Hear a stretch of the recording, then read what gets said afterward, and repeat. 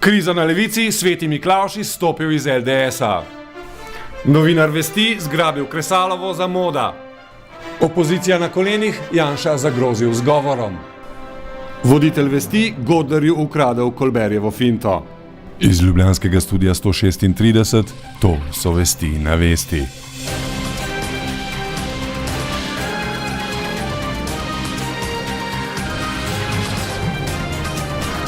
Mednarodni dan človekovih pravic bomo letos v Sloveniji obeležili z dvema proslavama.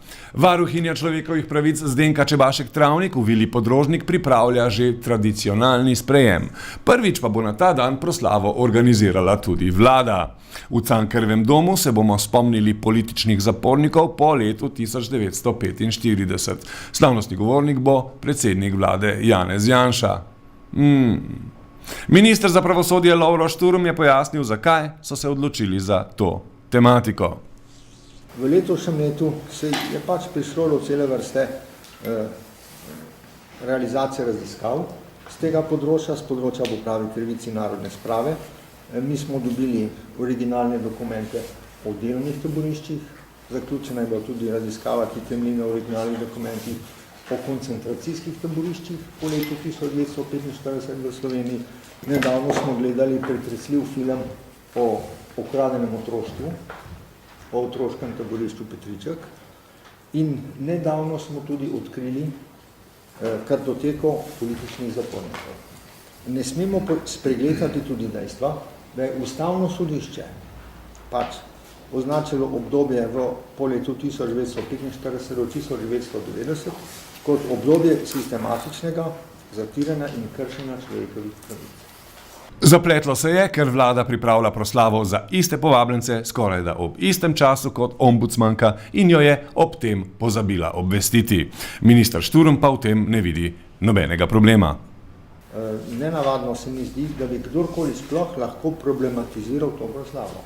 Kajti ne smemo pozabiti, človekove pravice so univerzalne in datum je samo eden. Datum je 10. december. In stališče vlade je to, čim več proslav se zgodi na tam dan, toliko bolje. Vlada je ob 3. obletnici svojega vladanja v javnomnenjskih anketah spet zabeležila padec. Minister za okolje in prostor Janez Podobnik je kot razlog za to navedel elektrifikacijo vzdušja. Jaz sicer menim, da po teh letih delovanja te koalicije se je zgodil nenavaden politični paradoks. Vzdušje gospodarsko, socialno, zaposlitveno je dobro, nekaj pa politično vzdušje je preveč naelektreno. Dajmo izkoristiti predsedovanje Evropske unije in poskušajmo razelektriti vzdušje v Sloveniji. Bolj kreativno mora biti, da se bodo ljudje prijetno počutili. Preveč je včasih frustrirajoče in to ni dobro.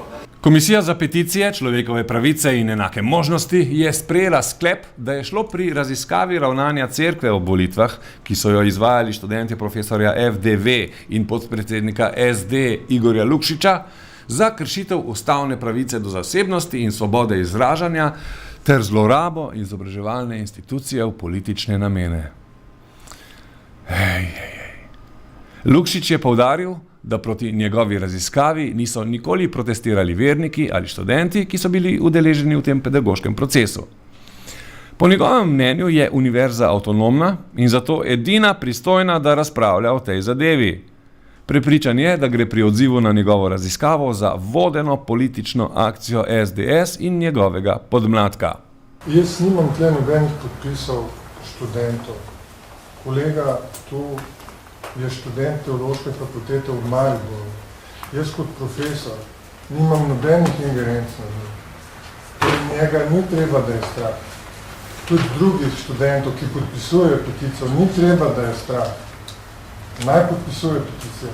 Problem je v tem, da ste vi, državni zbor, to prinesli sem na sejo. To je problem. On lahko podpisuje kar če. To je njegova pravica. Problem se začne tisti, ko vi naredite iz tega akt oblasti.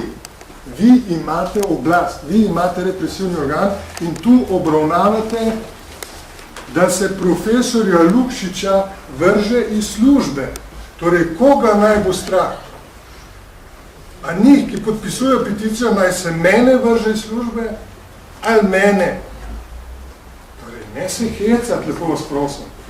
Slovenska demokratska stranka je na Miklavžev predvečer na gospodarskem razstavišču v Ljubljani pripravila Miklavžev koncert. Nastopili so Nejša, Monika Pučelj, osnovnošolka Klara Muškon, Oto Pestner, orkester Akademija Sancti Petri in Sveti Miklavž s kratkim stand-upom.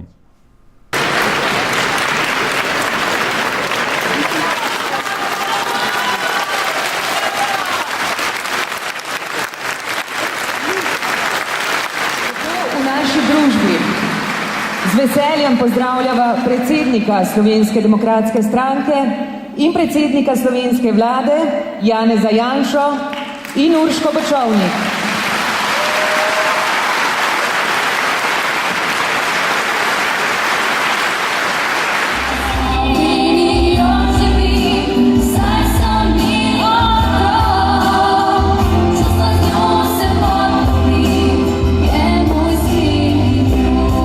Medtem ko so parkeljni stražili izhode, je Janez Janša svoj 10-minutni nagovor začel takole.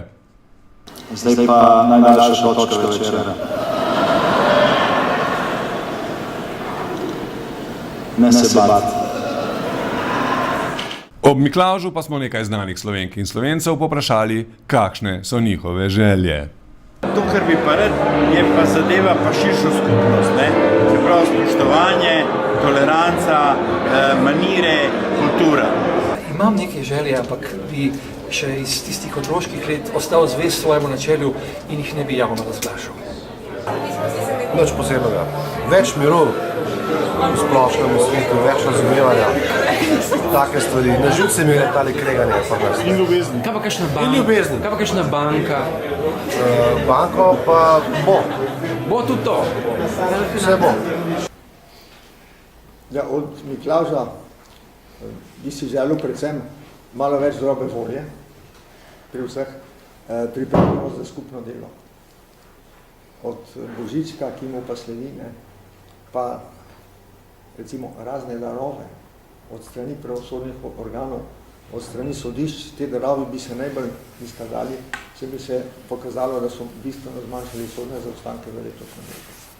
Dedek Mrz bi pa to košaro še dodatno napolnil. A me nehaš kazati, prosim, na skor. Ne, že če boš ti spodoben v svojih naslednjih intervjujih, bo velik dosežek.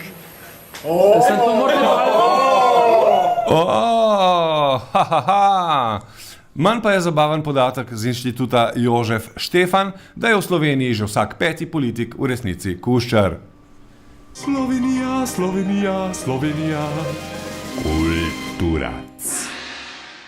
Gledališki režiser in predsednik upravnega odbora Prešernovega sklada Dušan Jovanović je vidno ganjen zavest predstavil letošnja Prešernova nagrajenca, književnika in prevajalca Janeza Gradišnika in oblikovalca Miljenka Licula. Janez Gradišnik, prevajalec, v prvi vrsti izjemen, pričasten, enkraten, eden največjih slovenskih prevajalcev, književnik in seveda tudi jezikoslovec, ampak kot prevajalec, recimo, njegov opus je obsega, bi rekel, največje genije književnosti 20. stoletja in drug nagrajenec je Miljenko Licul, ki je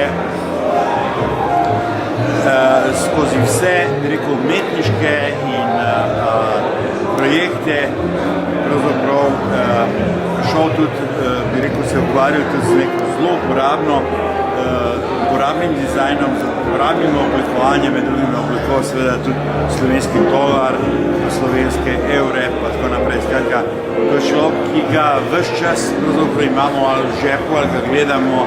Čestitali pa smo mu tudi za nagrado 13. november, ki jo je letos prejel v Makedoniji in ki jo bodo najbrž prihodnje leto preimenovali v nagrado Tošeja Proeskega. Jovanović je nagrado prejel za svoje ustvarjalno delo. To je nagrada, ki se podeljuje ob dnevu osvoboditve Skopja v drugi svetovni vojni. Ne? In kot veste, sem jaz napisal dramo Osvoboditev Skopja, ki je bila igrana recimo v nekih neštetih gledališčih. Sam sem v Skopju seveda doživel tudi nekaj let svoje mladosti in tako naprej. Skratka, ta nagrada mi je zelo ljubljena. Še vreme? Zaradi suše nevarnost Bojana Požarja. Iz ljubljanskega studia 136 to so bile vesti na vesti. Ostanite še vedno po strani.